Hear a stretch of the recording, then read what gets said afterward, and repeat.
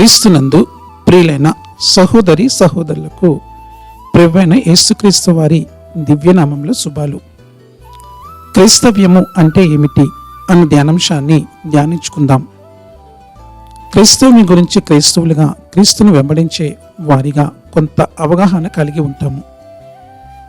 మీకు మరోమారు గుర్తు చేయాలని, అదేవిధంగా నూతనంగా క్రీస్తును అంగీకరించిన వారికి ఉపయోగకరంగా ఉంటుందని, ఇంకా ఏదైనా బైబిల్ ఆధారిత లేఖనాలతో సరిచేసుకోవాల్సింది ఉంటే సరిచేసుకుంటారన్న ఆశతో మీ ముందుకు వచ్చాను.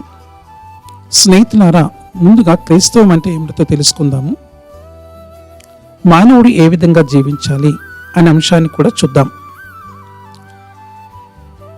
మానవుడు జీవించుటకు 2 నియమాలు. మొదటిగా జీవ నియమము, రెండవదిగా తప్పు ఒప్పుల నియమము. అపోస్తుడైన పౌలు కొరింథీయులకు రాసిన 2వ పత్రిక 5వ అధ్యాయం 7వ వచనంలో, గనుక ఈ దేహముతో నివసించుచున్నంత కాలము ప్రభువునకు దూరముగా ఉన్నామని ఎరిగి ఉండియు ఎల్లప్పుడూ ధైర్యము గలవారమై ఉన్నాము. 1వ కొరింథీ 4వ అధ్యాయము 3-4 వచనములు, మీ చేతనైనను ఏ మనుషుని చేతనైనను నేను విమర్శింపబడుట నాకు మిక్కిలి అల్పమైన సంగతి. నన్ను నేనే విమర్శించుకొనను. నాయందు నాకు ఏ దోషమును కానరాదు. ఆయనను ఇందువలన నీతిమంతుడునిగా ఎంచబడను. నన్ను విమర్శించువాడు ప్రభువే. ఆదికాండము 2వ అధ్యాయము 9వ వచనంలో, మరియు దేవుడైన యెహోవా చూపునకు రమ్యమైనదియు ఆహారమునకు మంచిదియునైన ప్రతి వృక్షమును, ఆ తోట మధ్యను జీవవృక్షమును, మంచి చెడులు తెలివనిచ్చు వృక్షమును నేల నుండి మొలిపించెను. ఆదికాండం 2వ అధ్యాయము 16-17 వచనాలు. మరియు దేవుడైన యెహోవా, ఈ తోటలోనున్న ప్రతి వృక్ష ఫలమును నీవు నిరతంపితరముగా తినవచ్చును, అయితే మంచి చెడ్డల తెలివినిచ్చు వృక్ష ఫలమును తినకూడదు. నీవు వాటిని తిని దినమున నిశ్చయముగా చచ్చెదవని నరుని ఆజ్ఞాపించును.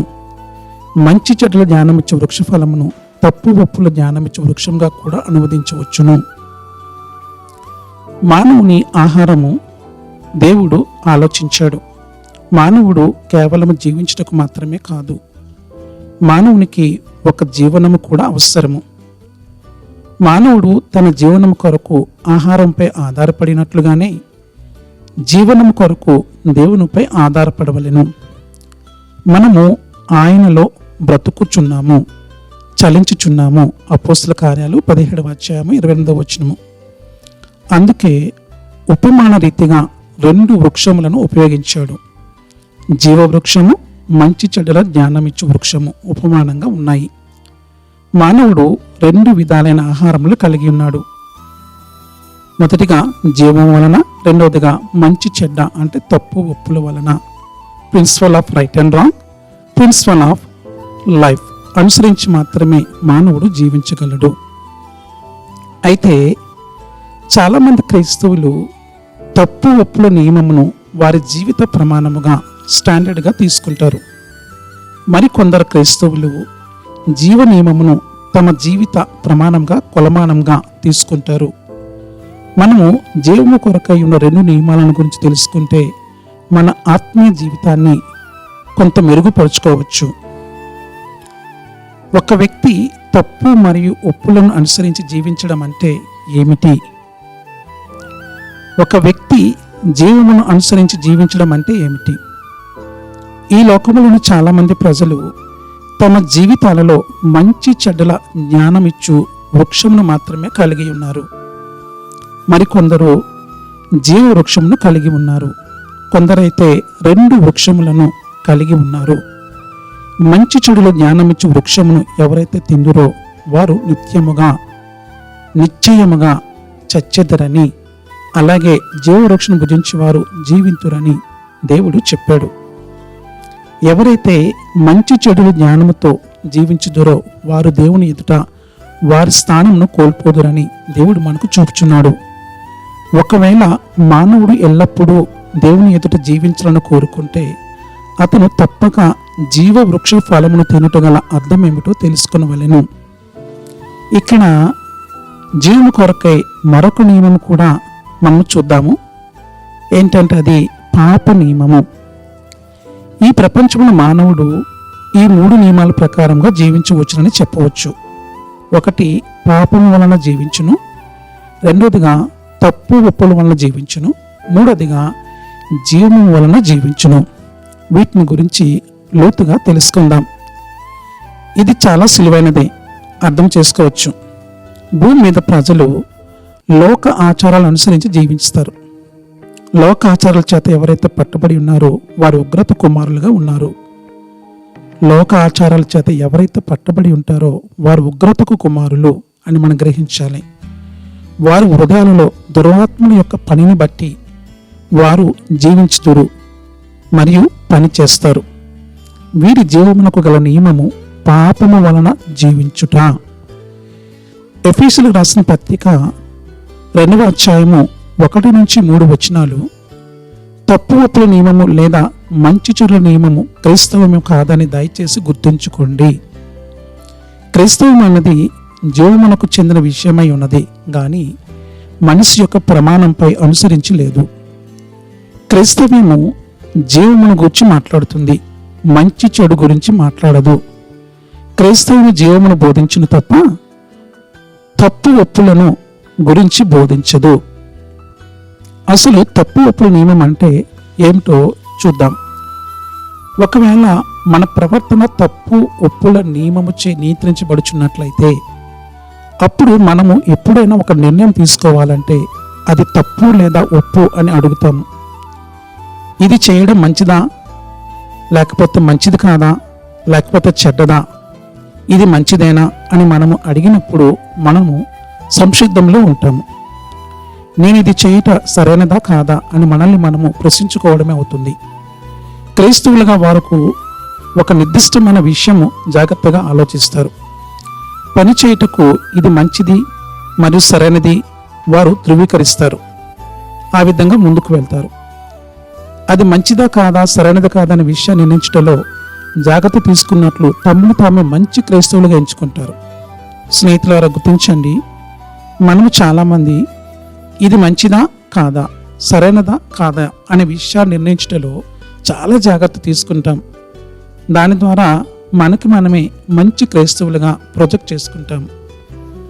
అయితే దేవుడు చెప్పాడు, మంచి చెట్ల ధ్యానమిచ్చు వృక్షఫలమును తినకూడదు, నీవు వాటిని తినుదినమున చచ్చెదవు అని ఆదికాండము 2వ అధ్యాయం 17వ వచనంలో దేవుని వాక్యము మనతో మాట్లాడుతుంది.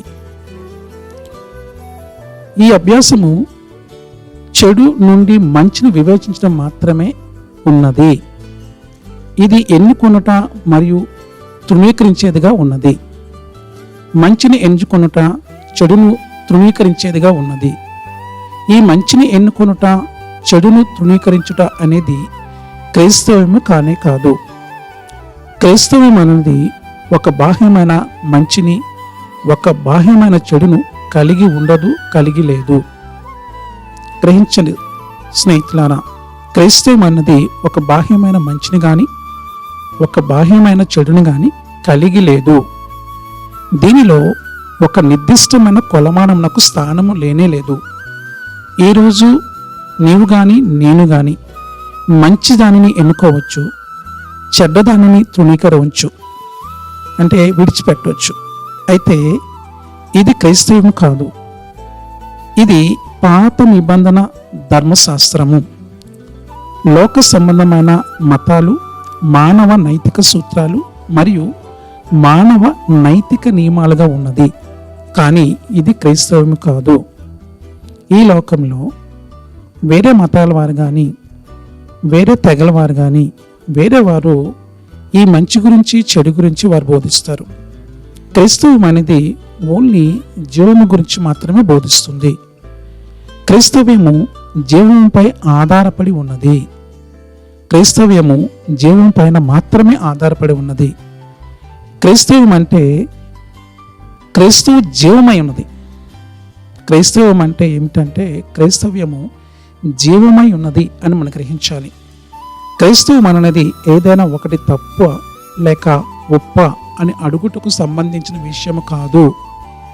క్రైస్తవం అన్నది మనము ఎప్పుడైనా ఏదైనా ఒక్కటి చేసేటప్పుడు దానిని మన లోపలి జీవముతో పరీక్షించుకొనుటకు సంబంధించినది.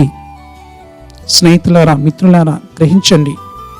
క్రైస్తవం అన్నది మనము ఎప్పుడైనా ఏదైనా ఒకటి చేసేటప్పుడు దానిని మన లోపలి జీవముతో పరీక్షించుకొనుటకు సంబంధించినది.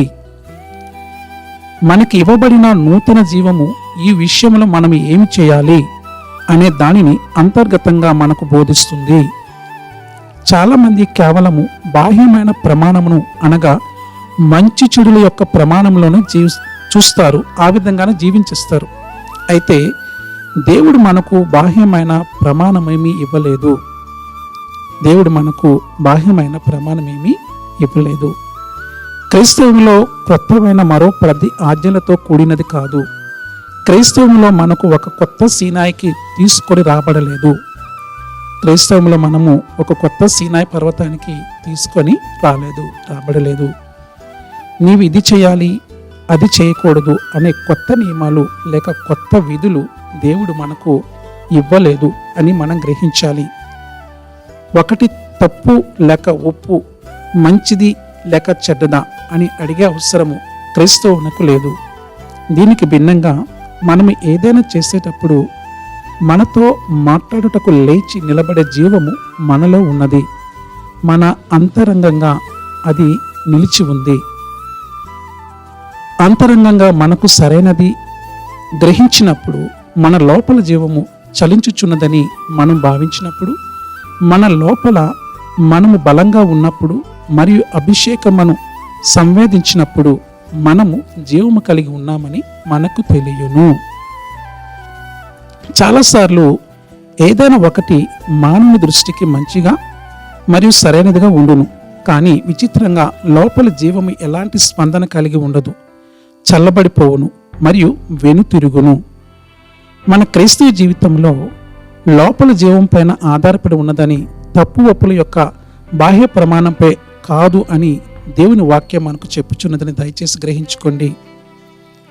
రక్షింపబడిన లోకానుసారమైన అనేక మంది ప్రజలు జీవము యొక్క మంచి ప్రమాణమును అనుసరించి జీవించెదరు. మీరు లేదా నేను కూడా తప్పు ఒప్పుల నియమము వలన జీవించినట్లయితే మనము కూడా లోకానుసారమైన ప్రజలతో సమానంగా ఉంటాము. క్రైస్తవులు క్రైస్తవేతరులు వేరుగా ఉన్నారు. ఎందుకనగా మనము బాహ్యమైన ప్రమాణము లేదా ధర్మశాస్త్రం వల్ల జీవించటలేదు. మన ప్రధాన అంశము మానవ నైతిక నియమాలు లేదా భావనలు కానే కాదు. మానవ విమర్శ వల్ల లేదా అభిప్రాయం వల్ల పరీక్షించడం వలన ఏదైనా విషయంలో ఒక నిర్ణయానికి వచ్చి దానిలోనే ఉండిపోతాము. మన అంతరంగ జీవము ఏమి చెప్పుచున్నది అనే దాని గురించి ఆలోచించి మనలో ఈ జీవము బలంగా చురుకుగా ఉన్నట్లయితే దానిని మాత్రమే మనం చేయాలి. ఒకవేళ మనలో ఈ జీవము చల్లగాను మరియు తగ్గిపోయి ఉంటే దానిని చేయకూడదు. మనము మన జీవనం కొరకు ఉన్నది మనకు బాహ్యంగా ఉండుటకు బదులు అంతరంగా ఉన్నది. మన జీవం కొరకై ఉన్నది మనకు బాహ్యంగా ఉండుటకు బదులు అంతరంగంగా ఉన్నది. ఇదే జీవనం గల నియమము. గుర్తించాలి స్నేహితులారా, ఈ జీవమునకు సంబంధించినది ఇది నియమమే, జీవ నియమమే. మిగిలినవన్నీ అశయకరమైనవి, అసత్యమైనవి. అనేక నియమాలు చేయుటకు సరైనవిగా ఉన్నాయని అనేక మంది చెప్పవచ్చు, మరియు మనము కూడా సరైన విధంగా ఉన్నాయని ఆలోచనకొచ్చు. అంటే మనం ఆలోచన చేస్తాం సరైనగా ఉన్నాయని చెప్పి, కానీ లోపల జీవము యొక్క సంవేదన అంటే సెన్స్ మనకు ఏమి చెప్పుచున్నది, దానిని లోపల జీవము ఒప్పుకొనుట లేదు. అయినా సరే ఒకవేళ వాటిని చేసినట్లయితే మనము దేవుని యొద్ద నుండి బహుమానము పొందలేము. ఒకవేళ వాటిని చేయకపోతే సిగ్గుపడాల్సిన అవసరం లేదు. ఎందుకనగా అవి మనకు బాహ్యంగా ఉన్నాయి, వెలుపల ఉన్నాయి, లోపటి నుంచి రాలేదు అని గ్రహించాలి. దేవుడు ఆత్మ మనలో పనిచేసినప్పుడు నిజంగా సరైనది ఏదో దానిని మాత్రమే మనం చూడగలము, చేయగలము. మనలో ఫలభరితమైన జీవము ఉన్నదని గ్రహించగలిగితే అప్పుడు ఆ విషయం సరైనది అవుతుంది. మన లోపల జీవము ఉన్నదని గ్రహించకపోతే అప్పుడు ఆ విషయం సరైనది కాదు. తప్పు ఒప్పులు బాహ్యమైన ప్రమాణం వలన నిర్ణయించబడలేదు, కానీ లోపల జీవం వలన నిర్ణయించబడ్డాయి. గ్రహించని స్నేహితులారా, తప్పు ఒప్పులు బాహ్యమైన ప్రమాణం వలన నిర్ణయించబడలేదు, కానీ లోపల జీవము వలనే నిర్ణయించబడ్డాయి అని మనం గ్రహించాలి. మంచి అనే ప్రమాణం కంటే జీవము అనే ప్రమాణము ఉన్నతముగా ఉంటుంది. ఇదే క్రైస్తవ్యము. సహోదరి సహోదరులారా, మనమైతే జీవము కలిగి జీవించాలి. అందుకే క్రైస్తవ్యము మతము కాదు, జీవన ప్రమాణము, జీవించే విధానము. అటువంటి జీవనాన్ని దేవుడు మనకందరికీ దయచేయునుగాక. ఆమేన్.